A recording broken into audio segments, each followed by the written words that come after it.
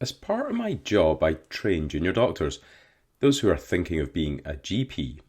They've spent a few years in hospitals, and I feel they know way more than me. Each week we have a tutorial where I try to discuss something small, a topic more nebulous, less clinical, which is tough when they know it all. But once I had a couple of trainees who were very focused on the numbers. They over-tested and scrutinised, petrified of making medical blunders. They had unhelpful perfectionist traits and they couldn't cope with not knowing. Over-investigating and referrals didn't help. Round in frustrating circles they kept going. I'd seen these behaviours before, where the actual patient takes a back seat to the doctor's need to understand, fitting things in a box, nice and neat. So I took these guys out for a walk to a big hill with a tower nearby. Clad in hiking boots and wearing head torches, a climb to the top we would try. The steep path was slippy with mud, surrounded by bushes and thorns, but eventually we reached the tower base with a foreboding dark doorway egging us on. Like something from a fantasy story, we entered the ancient dim portal. Head torches lighting the spiral steps, we all let out a nervous chortle. Round and round we continued to climb, hands on slimy walls with no rail.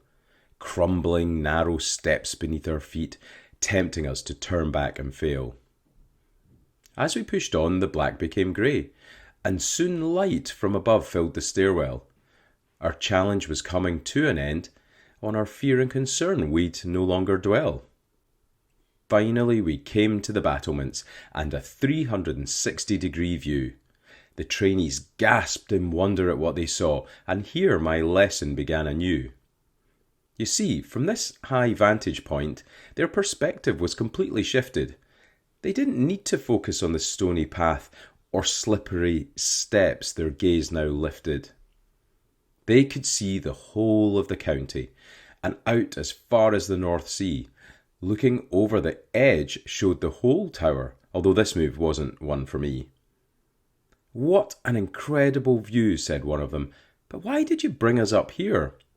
"Well," I said, thinking carefully, "I'm trying to take away your fear." They both looked at me with puzzled faces, thinking what I said didn't seem true. But I continued to plough on, of course, knowing there was more explaining to do. What you are looking at is your patient, their whole existence and entire life. Being only aware of the blood results will bring them grief and you strife. If you spend your entire medical career focused on the rocks under your feet, the leaves, the mud and the thorns, your experience will be very incomplete. You'll be missing the person before you, the view from the top if you will, and forget to see the bigger picture, seeing only what's making them ill. You'll not develop the essential rapport so they can tell you all about their fears. You won't know when to joke and laugh or what to do when bad news brings tears. You won't understand the privilege of being allowed in a patient's home, and you won't develop the resilience needed to cope when they complain and moan. So much like this old monument and the view from this elevation, look at your patients with a wider lens and ask their ideas, concerns and expectations. Consider what their thoughts and wishes are. Be curious about their motivation. Don't just test for your own peace of mind. Allow them their own self-determination. This way your plans will be shared and you can both be part of the cure.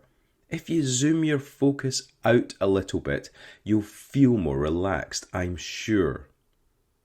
And this goes for everyone we meet. We judge based on the visible small stuff. How thorny the bushes and shrubs are. Is the path around them smooth or rough?